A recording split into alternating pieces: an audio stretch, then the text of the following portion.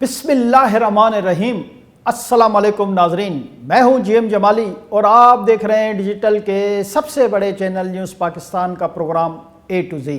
ناظرین، آج ہم اپنے پروگرام میں عمران خان کی ایک اور غلط بیانی اور یو ٹرن کے بارے میں بات کریں گے، جس سے ظاہر ہوتا ہے کہ عمران خان دوسروں کو نیچا دکھانے اور اپنے قانونی و غیر قانونی، اخلاقی و غیر اخلاقی اہداف حاصل کرنے کے لیے کسی بھی حد تک جا سکتے ہیں، یعنی کسی بھی معاملے میں عمران خان سے کوئی بعید نہیں رکھی جا سکتی۔ ناظرین، ہم یہاں یہ بات ضروری سمجھتے ہیں کہ بحیثیت صحافی ہم غیر جانبدار ہیں۔ ہم نے نہ تو کسی سیاسی جماعت کے سپورٹر ہیں اور نہ ہی ہم کسی سیاسی جماعت یا اس کے قائد کے مخالف ہیں۔ بحیثیت صحافی ہمارا کام حقائق کو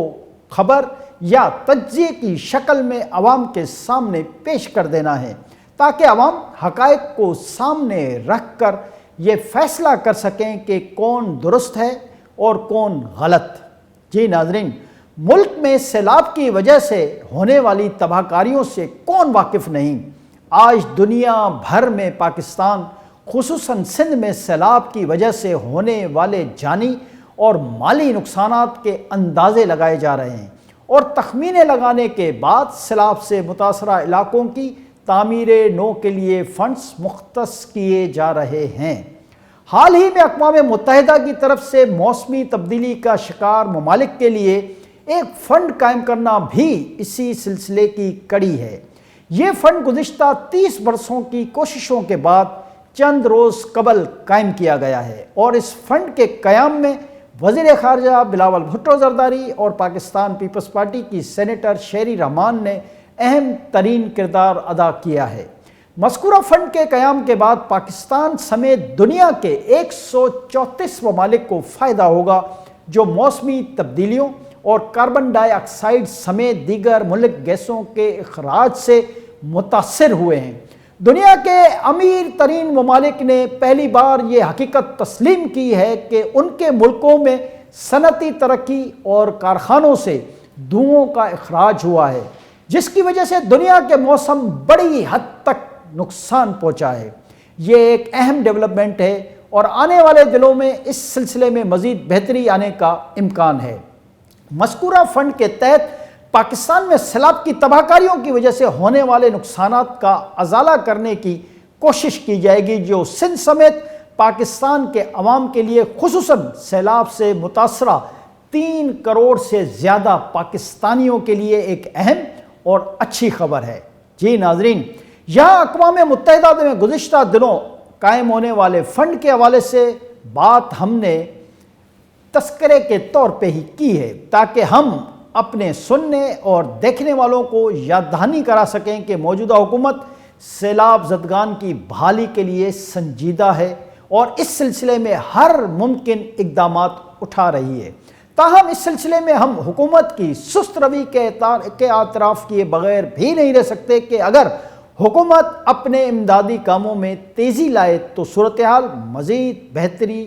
ہو سکتی ہے اور متاثرہ لوگوں کو ریلیف بآسانی پہنچایا جا سکتا ہے۔ جی ناظرین، لیکن دوسری طرف عمران خان غلط بیانی کی انتہا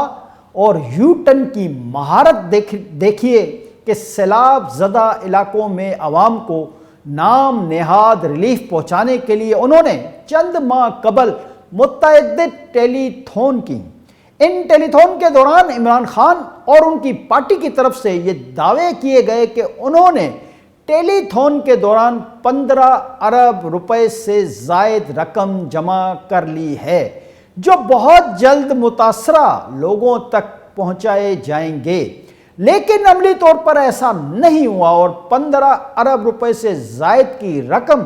جمع کرنے کے دعووں کے باوجود پی ٹی آئی کی طرف سے متاثرہ علاقوں اور عوام کے لیے کوئی ریلیف کا کام نہیں کیا گیا۔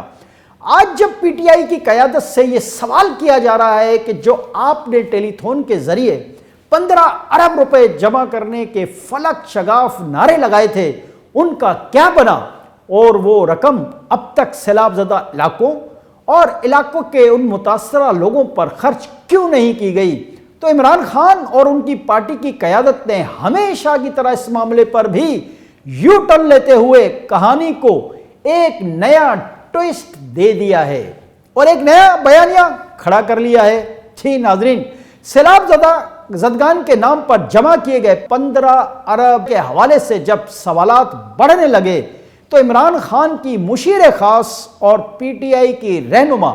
ثانیہ نشتر نے اپنے ایک بیان میں یہ انکشاف کیا ہے کہ سیلاب زدگان کے لیے ٹیلی تھون کے دوران 15 ارب روپے کا اعلان تو کیا گیا تھا، لیکن اب تک اس فنڈ میں صرف 4 ارب 32 کروڑ روپے ہی آئے ہیں۔ ثانیہ نشتر نے دعویٰ کیا ہے کہ مذکورہ فنڈ میں رقوم نہ آنے کی ایک بہت بڑی وجہ انٹرنیشنل ٹرانزیکشن کی پابندیاں اور کریڈٹ کارڈز کی ادائیگیاں نہ ہونا شامل ہے۔ یہاں یہ وضاحت ضروری ہے کہ ثانیہ نشتر کا یہ دعویٰ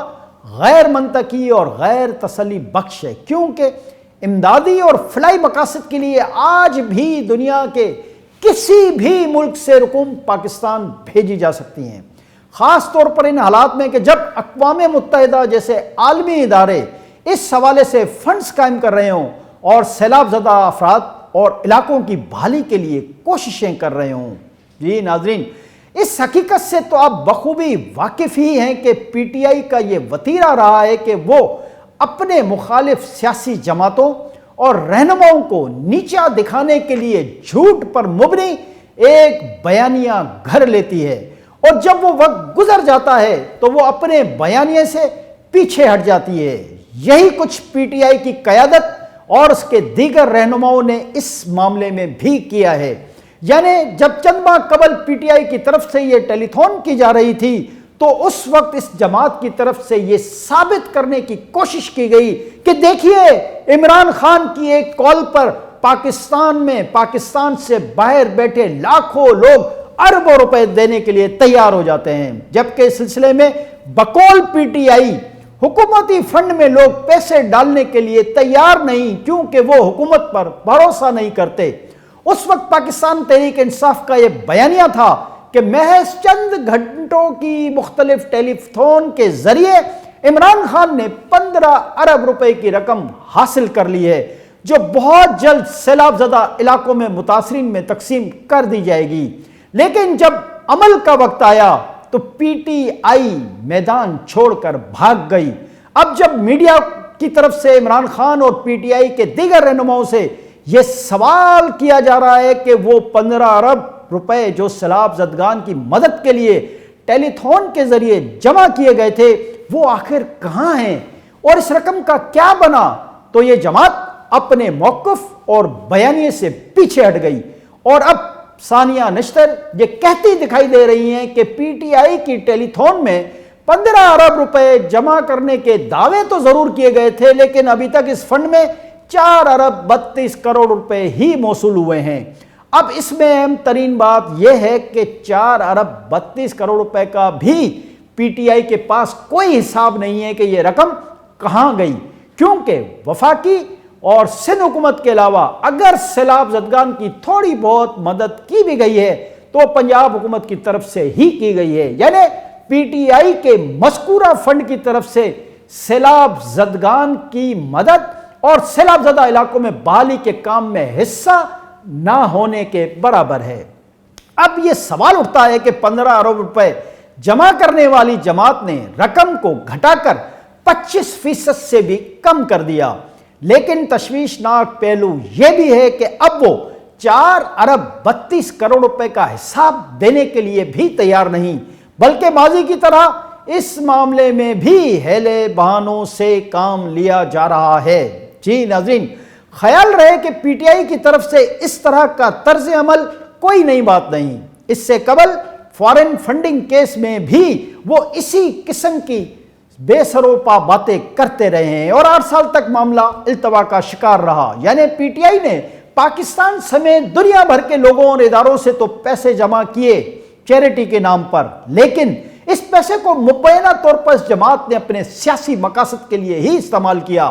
اہم بات یہ ہے کہ عمران خان نے یہ پیسہ ان جماعتوں، افراد اور اداروں سے بھی لیا جو پاکستان کے قوانین کے تحت ممنوعہ فنڈنگ کے زمرے میں آتے ہیں، لیکن اب جب الیکشن کمیشن آف پاکستان نے عمران خان سے سوال کیا تو عمران خان یہ بیانیہ بنانے کی کوشش کرتے رہے کہ ان کو نااہل کرنے کی سازش ہو رہی ہے۔ گویا نہ تو وہ اپنی پارٹی اور نہ وہ خود کو کرپٹ ماننے کے لیے تیار ہیں اور نہ ہی اس پیسے کا حساب کتاب دینے کے لیے تیار نظر آتے ہیں جو انہوں نے جھوٹ بول کر دنیا سے بٹورا ہے۔ یہاں یہ بات بہت ہی زیادہ دلچسپ اور غیر معمولی اہمیت کی حامل ہے کہ عمران خان کے لاہور، پشاور اور کراچی سمیت تینوں شوکت خانم میموریل اسپتال، نیمل یونیورسٹی، القادریہ یونیورسٹی جیسے اداروں میں ان کی جیب سے 1 روپیہ بھی خرچ نہیں ہوا، جبکہ پی ٹی آئی بنانے اور اسے بام عروج تک پہنچانے میں بھی عمران خان کی 1 پائی نہیں لگی۔ یعنی پاکستان کے اس عظیم صادق اور امین سیاسی رہنما اور مسٹر کلین نے آج تک دوسروں کے پیسوں پر ہی راج کیا ہے اور یوں وہ دوسروں کے پیسے پر پاکستان میں بنائی گئی کھربوں روپے کی پراپرٹی کے مالک بن گئے ہیں، اور آج کے اپنے مال اور ماضی میں کرکٹ سے کمائے ہوئے پیسے عمران خان کہاں لے گئے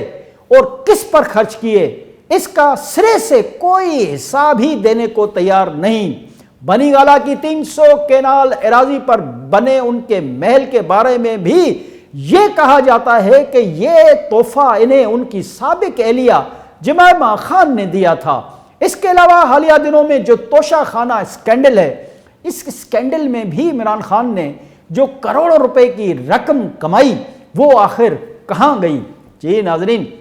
دیگر تمام اسکینڈل اور الزامات تو اپنی جگہ، مگر یہ نہایت افسوسناک بلکہ ہر اعتبار سے قابل مذمت عمل ہے کہ عمران خان نے سیلاب زدگان کے نام پر جو رقم حاصل کی وہ معصوم اور خدا ترس لوگوں کی جیبوں کو خالی کیا، وہ رقم آخر گئی کہاں؟ جی ناظرین، آنے والے دنوں میں عمران خان کو اس خطیر رقم کا حساب تو بہرحال دینا ہی پڑے گا، جو ان کے اپنے گزشتہ دعوے کے مطابق 15 ارب روپے تھی، جو خود ہی انہوں نے کم کر کے اب 4 ارب 32 کروڑ روپے تو کر دی ہے۔ عمران خان کو اس بات کا بھی حساب دینا پڑے گا کہ کہیں یہ خطیر رقم انہوں نے اپنے حالیہ لانگ مارچ اور دھرنوں میں تو استعمال نہیں کی۔ اس سارے معاملے پر اس بہرحال صورتحال کے لیے عمران خان کو جواب دہ تو ہونا ہی پڑے گا۔ ناظرین، آج کے لیے اتنا ہی۔ اگلے پروگرام تک کے لیے اپنے میزبان جی ایم جمالی کو اجازت دیجیے۔ اللہ حافظ۔